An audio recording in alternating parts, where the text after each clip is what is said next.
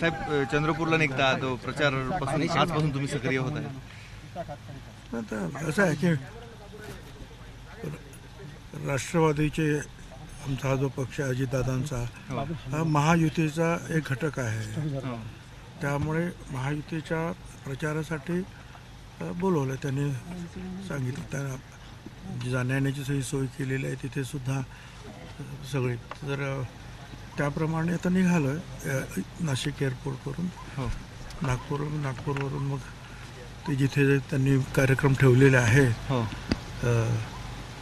सभेचे जाहीर सभेचे वगैरे त्या सभा अटेंड करणार.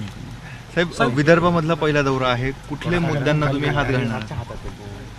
नाही सर्व साधारणपणे विकास हा महत्त्वाचा मुद्दा आहे काय.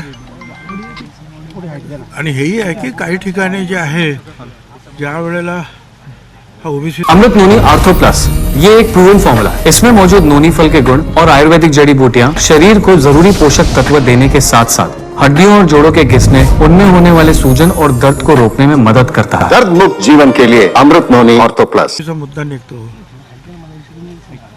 त्यावेळेला हे ओबीसीच्या विरोधात वातावरण तापवणारे कोण होते? कुणीही वातावरण तापवलं.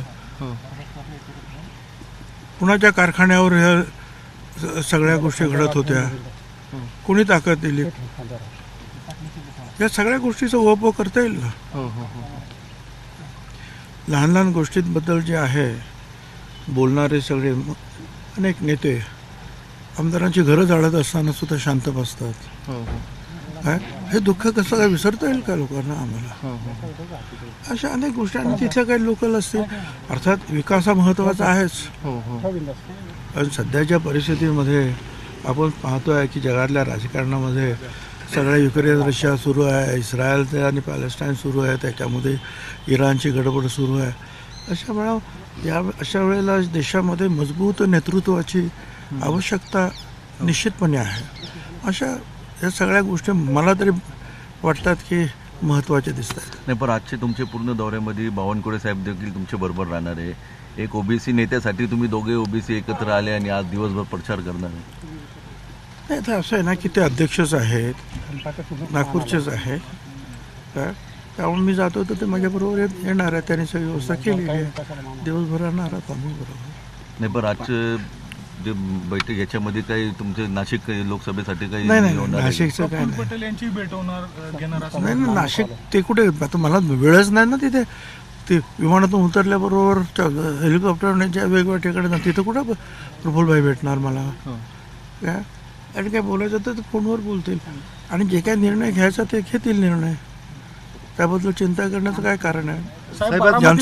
ज्यांना तिकीट मिळेल त्याचं काम आम्ही महायुतीचे लोक करणार. हे अगोदरच मी सांगितलेलं आहे. साहेब बारामतीमध्ये सुनेत्रा पवार यांच्यासोबतच अजित पवारांचा देखील डमी फॉर्म भरला जाणार आहे. जर काही कारणास्तव त्रुटी आढळल्या तर अजित पवारच त्या ठिकाणी उमेदवार असू शकता अशी चर्चा सुरू झाली. हे पहा सगळेच जे आहेत ना अशा पद्धतीनं जे आहे कोणी मुलाचा फॉर्म भरतो, कोणी आणखीन त्यांना आवश्यकता वाटत काहीतरी झालं आणि रद्द झाला तर एक डमी असला पाहिजे. ही पद्धत आजची नाही, फार पूर्वीपासूनची आहे. मी सुद्धा ज्या वेळेला फॉर्म भरतो तर कोणाचं तरी डमी म्हणून भरतोच. वर्तमानपत्रामध्ये जाहिराती करण्यात आलेलं आहे. घड्याळ चिन्हाच्या संदर्भामधलं निवेदन जारी करण्यात आलं आहे. त्याच्यावर न्यायप्रविष्ट असल्याचा उल्लेख करण्यात आला आहे. बरोबर आहे ना.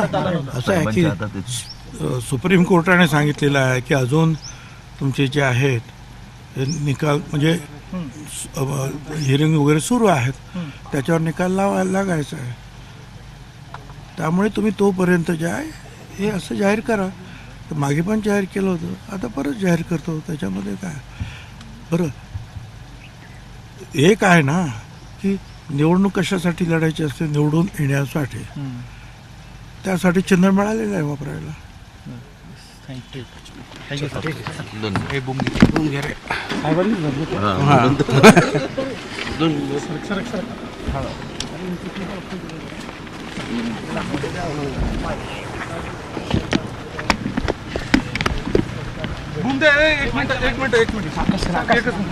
मिनिट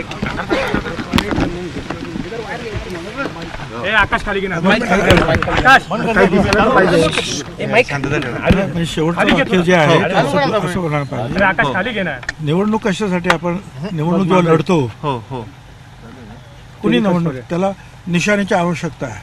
हो आणि आता आम्हाला खात्री आहे की आम्ही सुप्रीम कोर्टामध्ये जिंकू, हो परंतु तोपर्यंत जे सुप्रीम कोर्टाने सांगितलेत की या गोष्टी पाळा आणि जाहीर करा की न्यायप्रविष्ट आहे, हो तर ठीक आहे ना.